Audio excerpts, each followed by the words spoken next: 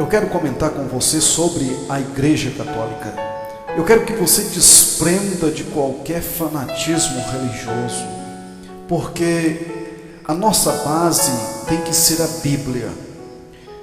E você deve ser uma pessoa que tenha coragem de ouvir isso, porque o que eu vou falar aqui é muito forte e o diabo não quer que você escute esse sermão. Ele vai fazer de tudo para que você desligue o seu computador, que você desligue o rádio, que você saia do YouTube e que você não ouça esta mensagem. E se ele conseguir que você não escute essa mensagem, e os anos se passarem, e o dia da sua morte chegar, faça o que diz a Bíblia em Tessalonicenses 5, diz que devemos observar todas as coisas e reter o que é bom. Então você vai ouvir o que eu vou falar, e você vai julgar o que eu estou falando, e você vai reter aquilo que for bom para você. Eu quero comentar sobre Judas Iscariotes, discípulo de Jesus, um homem que serviu a Jesus, que fez milagre em nome de Jesus, que orou em nome de Jesus, que ungiu doentes foram curados em nome de Jesus. Aquele homem que era apóstolo de Jesus, que estava aos pés de Jesus, ele não era um feiticeiro, um bruxo, um macumbeiro, não. Ele não era uma pessoa imprestável. Judas Iscariotes, ele era um servo de Jesus, uma pessoa tão importante que ele ganhou um cargo tão exemplar, que era de tesoureiro. Ele andava com a bolsa das ofertas e a Bíblia diz que ele roubava das ofertas. Então ele ganhou uma confiança, ele ganhou um cargo de tesoureiro e era um homem respeitado. O diabo conseguiu enganar a Judas Iscariotes, e o diabo não precisou tirar Judas Iscariotes dos pés de Jesus. O diabo não levou Judas Iscariotes para beber uma pinga num botequinho de Jerusalém. O diabo não levou Judas Iscariote para fumar uma maconha, um crack na Cracolândia de Israel. Não! O diabo conseguiu seduzir Judas Iscariotes, mesmo ele estando com Jesus. E ele conseguiu enganá-lo e fazer com que aquele homem traísse o mestre e foi se suicidar e morreu e foi para o inferno. A Bíblia diz isso em Atos capítulo 2, que ele se desviou do caminho para ir para o seu próprio lugar. A Bíblia diz que ele foi para o inferno. O destino dele era o céu. Ele ia para o céu, só que ele desviou desse caminho para ir para o seu próprio lugar. Talvez você até participe de algumas festas sobre o Judas Iscariote, que eles fazem um boneco de pano e eles amarram aquele boneco como se fosse a figura de Judas Iscariotes, e eles espancam aquele boneco e eles saem em disparada e eles batem naquele boneco e eles lutam com ele, e como se fosse algo dizendo: olha, nós te odiamos, Judas Iscariote, o que você fez foi maléfico e nós não gostamos de você e você traiu o mestre. Só que essas próprias pessoas que fazem isso com aquele boneco de pano e eles tacam fogo nele e queimam Judas, só que não é isso que Deus quer que você pense. Você que faz isso, você está indo para o inferno, achando que está fazendo alguma coisa boa, que está fazendo algo bonito, algo que Deus vai se agradar de você. Não. Você que faz essas coisas, você está pior do que Judas Iscariotes.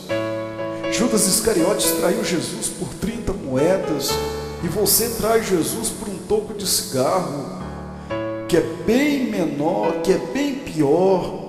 E será que você, quando você morrer, você vai ouvir de Jesus dizendo: vinde benditos do meu Pai? Ou você vai escutar aquela frase amarga de Jesus dizendo: apartai-vos de mim, malditos, para o fogo eterno, preparado para o diabo e seus anjos? Preste atenção nisso. A Igreja Católica inventou essa festa pagã, espancaram Judas, malharam Judas. E hoje eu quero falar sobre a Igreja Católica, eu quero abordar esse assunto sobre essa igreja pagã, que é uma igreja desviada do Evangelho de Jesus. Eu não quero que você se apegue à religião, aos dogmas. Eu quero que você abra a sua mente, porque isso é mais importante do que a sua religião. Imagine se você seguir a sua religião ao pé da risca e no dia que você morrer e você ouvir de Jesus aquela frase terrível: apartai-vos de mim, malditos, para o fogo eterno. Você não tem ideia o que é você passar uma eternidade com o capeta, com o diabo e os seus anjos, naquele lugar de tormento, no lugar de trevas, no lago de fogo e enxofre, para todo sempre, onde não há o perdão de Deus, onde não há a graça de Deus, onde não há a misericórdia de Deus, onde Deus não existe, um lugar onde que vai haver só demônios, escuridão e sofrimento eterno.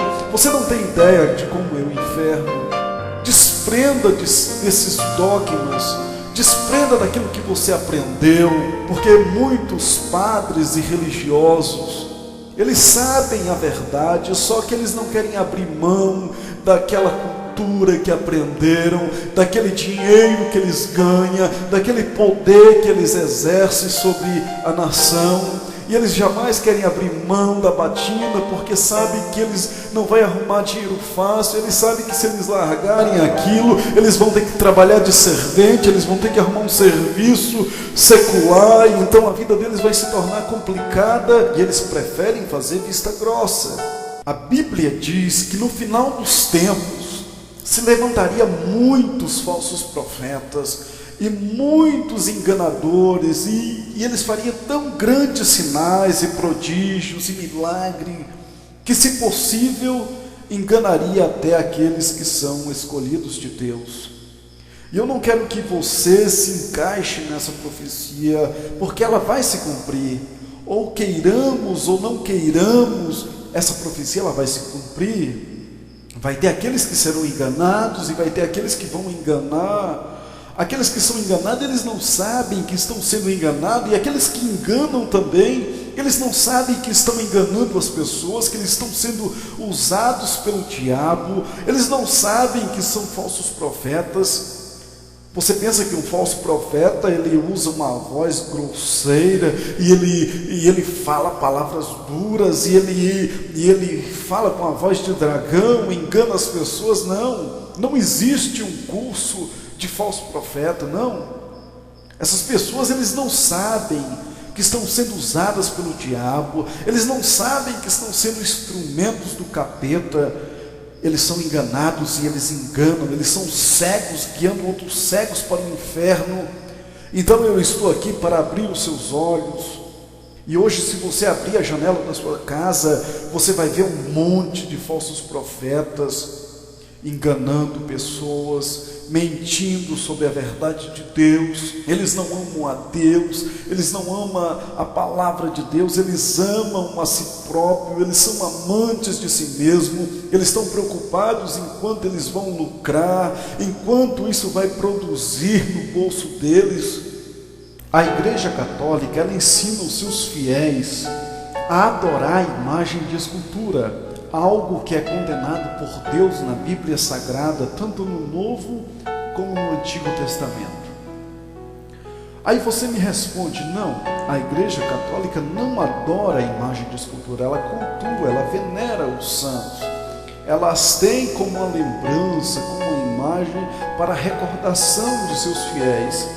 É como as fotos que você paga um fotógrafo para tirar, e você tem aquelas fotos como uma lembrança sua, como uma história sua.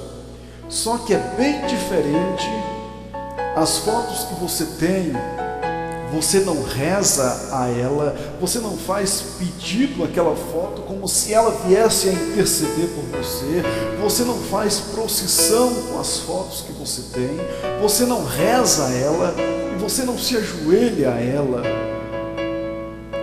você está adorando, quando você tem essas atitudes com essas imagens de escultura e que você diz que não adora, que você tem como lembrança, você está adorando ela quando você tem essas atitudes de pedir a ela uma bênção, uma dádiva, quando você deve estar pedindo a Deus. Então isso é adorar. Veja na Bíblia como é adorar. No Salmo 95, versículo 6, diz: vinde e adoremos-nos, e prostemos e ajoelhemos diante do Senhor que nos criou. A Bíblia diz que eu devo me ajoelhar diante de Deus e eu estarei adorando ao Senhor. Então, quando você se ajoelha diante de uma imagem de escultura, você está adorando a ela. Agora, talvez você diga: não, mas cristãos também cometem erros. É diferente um cristão cometer um pecado, um equívoco, de uma igreja ensinar ele a cometer equívocos, ensinar dogmas a ele, condenados pela Bíblia, condenados por Deus. É diferente.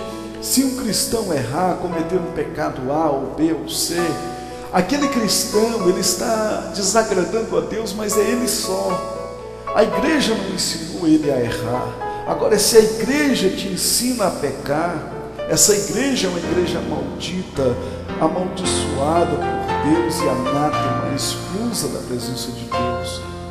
É bem diferente. Então eu quero que você diferencie isso.